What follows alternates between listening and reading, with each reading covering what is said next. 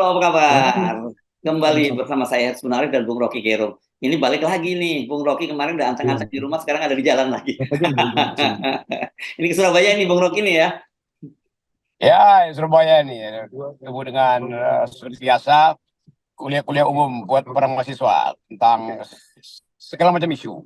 Yes, oke. Oke, menarik. Dan saya kira saya ingin Anda ngobrol dua topik lah, seenggaknya sementara ini ya. Satu, sampai 3 hari ini belum, ini jarang sekali terjadi ya. Jadi trending topik itu soal Bawaslu ya, ketidaknetralan Bawaslu itu sudah 3 hari inilah jadi trending topik di media sosial karena ini berkaitan dengan acara Gibran kemarin yang di Arena Indonesia Gelora Bung Karno Jakarta, dan di situ kan disebutkan bahwa menurut Bawaslu tidak ada soal pelanggaran di situ, pelanggaran pemilu. Kenapa? Karena tidak ada ajakan. Padahal jelas-jelas sekali bahwa dari suara diri yang rekaman-rekaman yang muncul di netizen, jelas sekali ada ajakan itu untuk mendukung pasangan Prabowo dan Gibran, dan orang kemudian jadi hopeless dengan situasi semacam ini. Ya kalau penyelenggara pemilu aja sikapnya sudah tidak netral, bagaimana kita mau berharap pemilu akan berlangsung dengan tidak curang begitu. Iya, itu hopeless itu karena semua keterangan yang diajukan oleh timnya Prabowo itu nggak ada yang percaya itu karena ada fakta-fakta yang orang rekam tentang pengerahan abdesi itu tuh. Ini kita ingat semacam dalil dari Machiavelli. Machiavelli bilang begini, kemenangan itu sering tidak memerlukan kekuatan, cukup dengan kecurangan. Ini abad 16 loh, diucapin itu masih berlaku. Jadi perencanaan kejahatan itu selalu dimaksudkan untuk memenangkan tanpa pengerahan massa sebetulnya tuh. Tapi ini di Indonesia itu jelas-jelas dikerahkan massa, 40.000 abdesi ada di Gelora Bung Karno, dan secara sengaja ya diucapkan bahwa mereka harus mendukung satu pasangan tertentu. Itu artinya terang-terangan ingin nantang-nantang masyarakat sipil kan itu. Tetapi tentu ide ini datang dari 2-3 orang mungkin mengendalikan opini publik tuh. Dan kita mesti periksa nanti apakah BIN ada di situ atau sejumlah aparat memang didesain untuk dengan sengaja blow up soal ini sehingga jadi headline. Kan sebetulnya publik nggak peduli lagi mau curang apa nggak curang, tapi mereka nunggu BLT semuanya. Jadi keadaan semacam ini yang boleh kita duga. Abdesi ini memang sudah diperalat oleh kekuasaan. Boleh kita duga ya. Kalau nggak nanti gua kena delik lagi tuh. Padahal baru dicabut ya. Iya, padahal delik gua baru dicabut sampai PDIP tuh. Ya paling baik kita bikin hipotesis lah. Oke. Tapi ini yang sekarang justru mungkin kalau saya lihat ya, netizen kalau soal Gibran atau siapapun yang melakukan kecurangan mungkin mereka udah paham sejak awal, mereka paham akan terjadi semacam itu. Tetapi kalau kemudian sekarang ini apa penyelenggara pemilu dalam ini Bawaslu itu yang menyatakan semacam itu, kan orang jadi hopeless, Bung Rocky, karena ya ini pemainnya memang sudah diatur curang, wasitnya juga akan mendiamkan itu, dan juga kalau ada yang penonton teriak curang, wasitnya yang akan menghadapi para penonton itu sendiri gitu. Jadi kita membayangkan bagaimana wasit itu didesain untuk menghasilkan skor, dan pertaruhan itu nggak mungkin lagi kita batalkan. Karena seolah-olah ya seluruh kekuatan terakhir Pak Jokowi akan dikerahkan untuk memenangkan siapa yang dia dukung. Cuman itu kan ideal yang bisa dicapai oleh rejim hari ini. Tetapi dunia internasional juga sedang memantau Indonesia tuh. Kita baca di seluruh dunia hal yang sama juga dilakukan di Rwanda, di Mali, di macam-macam itu wilayah yang melakukan hal yang sama. Jadi di dalam saya tadi baca di Ekonomis yang bikin ulasan tentang mundurnya demokrasi di seluruh dunia. Indonesia belum disebut karena kasus ini baru terjadi kemarin. Jadi mungkin minggu depan akan disebut Indonesia masuk di dalam kasus di mana bahkan di Rwanda itu daftar yang udah meninggal pun masih dipakai untuk menambah suara. Jadi memang ini satu paket yang sedang bekerja di dalam sejarah, yaitu upaya rejim-rejim yang tidak puas dengan 1-2 periode, mau 3 periode. Jadi ada pola sebetulnya di dunia. Dan Indonesia bukan sendirian, tetapi Indonesia lebih dahsyat lagi. Dia terang-terangan aja mobilisasi kan. Nah sebetulnya kecurangan itu kan bisa dibikin secara lebih beradab lah. Seandainya itu dimungkinkan, kata beradab dalam tanda kutip ya, direkayasa aja lewat chat GPT dengan teknologi. Tapi ini karena masyarakat kita tahu bahwa pemilih itu 80% hanya lulusan SD, tidak lulus SMP, maka diperlukan pengerahan massa. Jadi mobilisasi di Gelora Bung Karno itu pertanda yang sangat belantan, yang sangat terang-terangan bahwa memang dimaksudkan untuk curang. Walaupun nanti akan ada banyak problem, buktikan dulu, iya, tapi membuktikan itu kan memerlukan kesempatan yang lebih panjang untuk menemukan di mana sebetulnya kecurangan itu dimulai itu. Apakah update ini dari awal sudah diarahkan untuk mendukung Gibran, ataukah hanya dimungkinkan karena update itu buat sementara masih berguna karena Jokowi masih presiden? Kan itu intinya tuh. Tetapi tetap publik merasa bahwa ada kecurangan. Bagaimanapun feeling atau intuisi publik itu mendahului segala bantahan yang dibuat oleh rejim.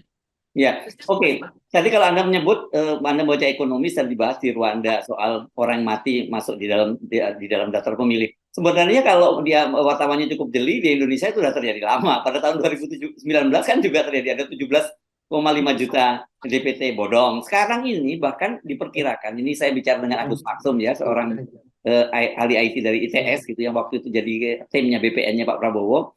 Dia memperkirakan mungkin setidaknya sekarang ada sekitar 52 juta DPT bodong itu. Dan kalau itu dipegang oleh rezim penguasa, dia mau pegang partai politik, mau pegang capres manapun, dia akan menang.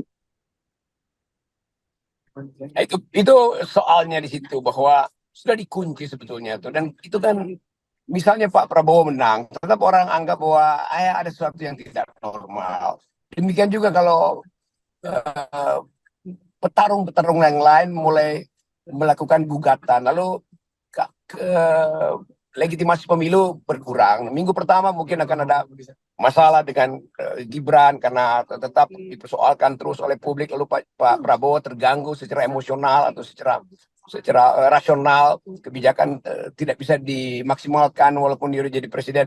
Kan semua ini mesti kita halangi dari awal tuh, supaya seseorang siapapun yang terpilih betul-betul dia datang dari legitimasi. Dan ini yang menunjukkan demokrasi itu bukan soal legalitas atau elektabilitas, ini soal legitimasi.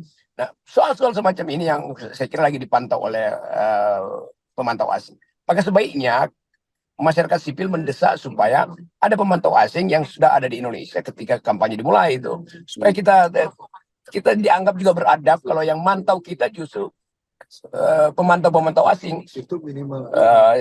Misalnya Carter Institution misalnya, kan macam-macam tuh, atau Bill Clinton Foundation, kan banyak pemantau internasional yang justru ingin memperlihatkan bahwa mereka peduli dengan demokrasi Indonesia yang memang hari ini lagi sangat turun. Ya. Dan saya kira gini, karena kalau lihat lihat dari persepsi publik, mereka nganggap bahwa realitasnya hari ini gitu ya, meskipun mereka ingin melawan, tapi mereka melihat realitasnya, mereka harus siap-siap menerima bahwa realitasnya Gibran itu akan menjadi jadi wakil presiden, mewakili Pak Prabowo, dan itu realitanya Jokowi akan berkuasa lagi. Sementara mereka sebenarnya tadinya berharap oke lah 10 tahun kita lewati bersama Jokowi dan kita akhirnya juga lepas dari rezim Jokowi. Tapi ternyata harapan itu semakin kabur gitu dengan situasi sekarang ini. Ya itu masalahnya, publik terlalu bosan, dan istilah kami mua itu betul-betul menunjukkan sesuatu yang udah sampai di ubun-ubun. Apalagi kalau diteruskan setelah 10 tahun lalu tidak ada ide tentang kenapa tidak ada sirkulasi, kenapa mesti anak presiden yang dijagokan untuk menggantikan ayahnya kan. Jadi sebetulnya semua hal yang secara etik itu menjadi fundamental itu berhenti, dan kemarahan publik itu dipendam.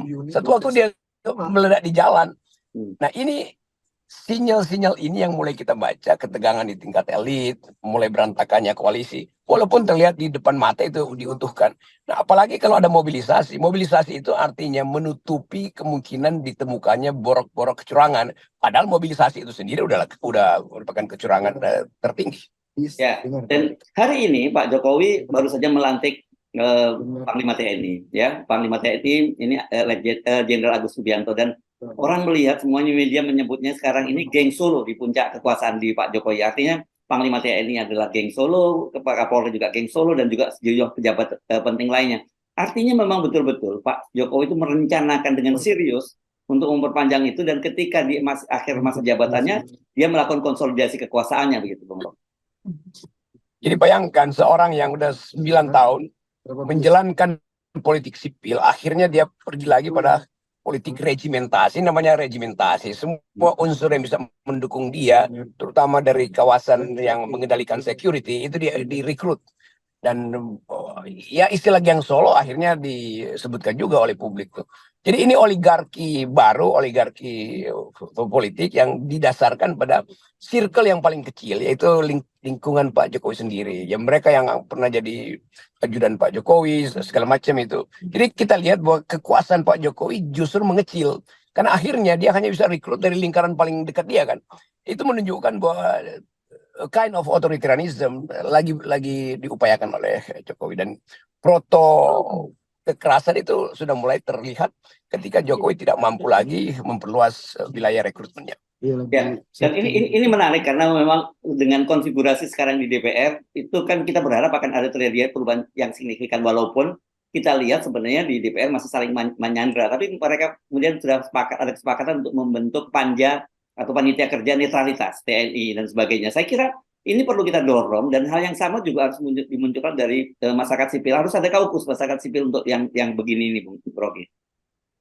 Iya itu betul, kaukus untuk menilai apakah misalnya Panglima sekarang itu disiapkan untuk mengantisipasi turbulensi politik di Indo-Pasifik misalnya, karena ada ketegangan di kawasan. Tapi kan orang melihat bahwa ya Panglima ABRI itu mestinya mempersiapkan diri untuk contain semua hal yang infiltrasi lah, resurgensi dari kawasan-kawasan berbahaya di Asia Selatan. Kan itu intinya kan. Tapi orang hanya lihat bahwa Pak Pangap sekarang itu direkrut untuk mengamankan gejolak politik di dalam negeri. Padahal di luar negeri itu potensi lebih besar tuh. Jadi kegawatan internasional tidak dihitung dalam rangka rekrutmen Panglima ABRI. Ya, ya. Jadi sebenarnya kalau kita lihat semua arahnya itu, Bung Rocky, memang tidak berlebihan kalau kemudian orang pesimis dengan Pilpres 2024. Tapi saya kira penting gitu untuk mengingatkan terus bahwa ya kita tidak boleh menyerah menghadapi situasi semacam ini ya. Bagaimanapun juga harus kita halangi upaya-upaya semacam itu. Kita masuk di dalam satu ujian, apakah dalam 1-2 bulan ke depan pemilu ini akan dihargai sebagai pesta demokrasi atau akan dinilai sebagai perencanaan kejahatan. Kita di FNN hanya menganalisis, dan banyak teman akademisi yang juga lakukan kajian yang sama. Tetapi di ujungnya kita mau semua ini diucapkan secara terbuka. KPU, Bawaslu segala macam kan mesti kasih teguran tuh. Jadi selama KPU atau Bawaslu tidak kasih teguran, walaupun ini belum masa kampanye, tetapi terlihat tanda-tanda kecurangan itu sudah dilakukan sejak 2 hari lalu terutama tuh. Nah, fasilitas yang akan menghitung apakah ini kecurangan atau bukan tidak mungkin lagi diandalkan pada semacam audit internal itu dari kalangan masyarakat Indonesia sendiri. Kita perlu audit eksternal, dan itu pentingnya lembaga-lembaga pemantau pemilu asing itu diundang tuh. Ada Uni Eropa, ada banyak berinteraksi di Amerika yang ingin masuk ke Indonesia untuk paling tidak mereka mempelajari pola pemilu di Indonesia tuh. Yes, oke. Baik. Terima kasih, Bung Rocky. Kita kawal terus. Oke. Yes, dan kita muak dengan politik dinasti. Yes, kami muak.